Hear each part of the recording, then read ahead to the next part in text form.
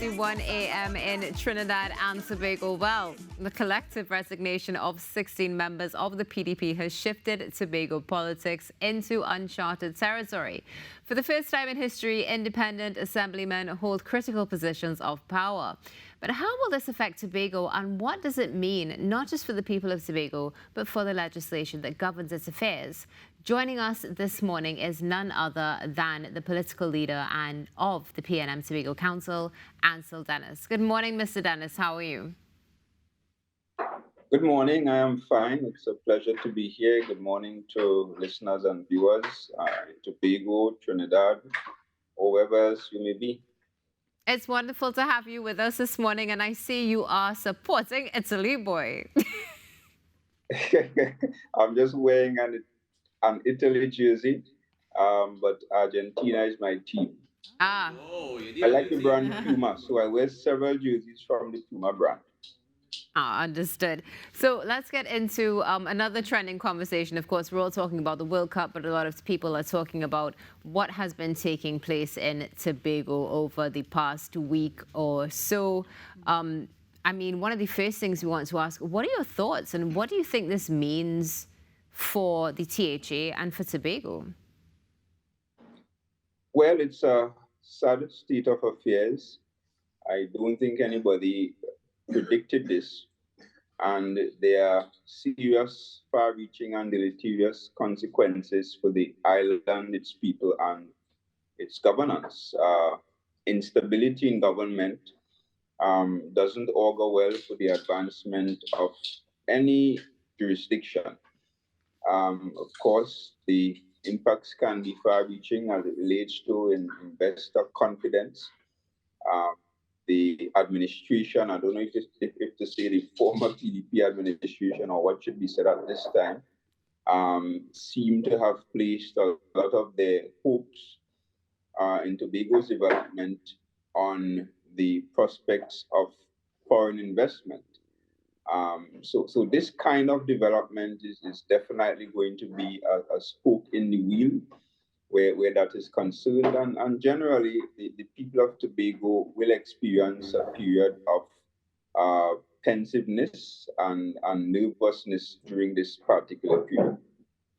You know, it's interesting, Mr. Dennis, because what you just ended with there in this conversation this morning is so important, is the people of Tobago and what they are feeling. We are so focused on, you know, seeing what's going on between individuals and not looking at the bigger picture of the collective, how the man on the ground is feeling and what his concerns may be for his country and, of course, for the future as well. Now, as we speak about the PDP as well, Watson Duke has made a call for the seats to be declared vacant. Now, in your history and, of course, in your experience as the presiding officer, is this something that you could see happening, or is this not something that can be considered at this time? Well, it's a matter really of morality. It's a matter of doing the honorable thing and doing what is in the best interest of the island. Because while the THA Act allows this to prevail, this can continue for however long, given the fact that the THA Act is silent on this matter. Precedents will show that normally in these circumstances, people do the honorable thing and resign. And I am in support of this group seeking a fresh mandate because the reality is that the people of Tobago voted for a PDP administration. The reality also is that none of them would have won any seat in the THA if they had put themselves up as independent candidates. That is the reality. So to campaign as PDP, sell a PDP mandate to the people of Tobago, and of course, the people of Tobago elected this PDP team overwhelmingly. 14-1 was the final result. They garnered some 16,000 votes to the PNM's 12,000. So they got significant support from the people of Tobago. And then after 1 year, to now say to the people of Tobago that you all are abandoning that mandate and that organization to be a group of so-called independents, then to me that is undemocratic, and this is only facilitated by a loophole in the Tobago House of Assembly Act, because the THE Act, it is still not a perfect piece of legislation, and no legislation is perfect. And that is why you have the courts there who will periodically sometimes come in to adjudicate on matters concerning law, even existing law, in terms of how it is interpreted and that kind of stuff. So our position in the PNM is clear. We believe that there should be a fresh mandate. And I think at this point in time, it might be a matter for the courts to decide, because I really don't expect them, no matter how much pressure is brought upon them, even public pressure, I don't expect them to buckle under the pressure, because they have one objective, and that objective is to remain in power at all cost. I hear you, Mr. Dennis. And, while you were speaking, something that came to mind was very similar to a rug being pulled out from underneath the people, specifically, as you would have indicated, when they did come into office, they came under the PDP. So that is what people would have looked forward to. So for many right now, it really is going to be a challenging time. Again, looking at the people and what the people are looking for in leadership itself. Now, something else that you mentioned was the act, and this again has become another hot topic of conversation throughout the nation and even throughout the diaspora as well, because this is not something that, is being taken lightly by anybody. It's being keenly observed, and there is now a concern that, as you mentioned, the loophole in the act itself may be being used, and I say this carefully, may be being used in an advantageous manner. So the next question is, what would you recommend can be done perhaps now or maybe in the future outside of the law courts when it comes to ensuring that something like this is not going to occur in a way that could be detrimental to the public in particular? Perhaps any possible amendments? Well, I don't think amendments are possible at this time. The Parliament should not intervene to amend the THE Act at this point in time. Obviously, because the Parliament has a majority of PNM MPs, and you will immediately have their conflict of interest. Of course, the Parliament intervened back in 2021 when we could not find a way to return to the polls during the 6-6. The Parliament allowed the two political parties to try to work it out. Of course, they couldn't come to any agreement as it relates to the election of a presiding officer. And then the Parliament intervened to create a pathway for an election, because we in the PNM, our position was that the 6-6 situation could not continue for the full term. It had to be resolved. And the way to resolve it was to go back to the polls. And we did that in the shortest possible time. The EBC had some work to do. The Parliament made the necessary changes to the legislation, and we were able to go back to the polls. And of course, the PDP won 14-1, having changed to 15 seats. And that was done to hopefully prevent another tie, or at least make it very difficult for another tie to occur. And even if another tie occurred, at least in the act now, the amended version, there is a pathway to get back to the polls without the intervention of the Parliament again. In this situation, I am saying the Parliament should not intervene to amend the act at this point in time, right? I think it should be left to the interpretation of the court.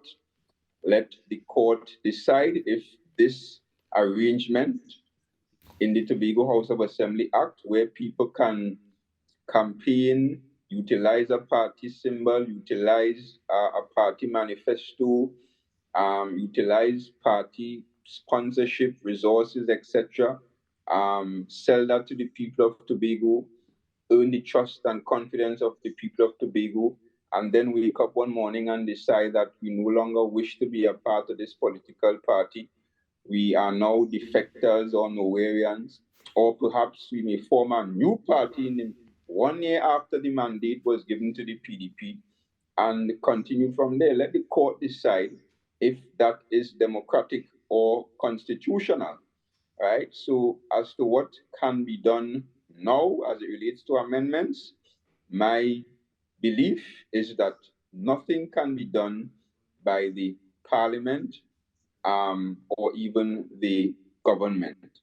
Yeah. It is up to either the individuals sitting there now in the majority who are calling themselves an independent team, which, by the way, is very deceptive.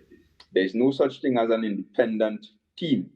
So they could decide on their own that, look, the correct thing to do is to, call on elections and let's go back to the polls and seek a fresh mandate, which I don't expect them to do. As I said before, their sole objective is to hold on to power for as long as possible. And I don't think any amount of public pressure will change that.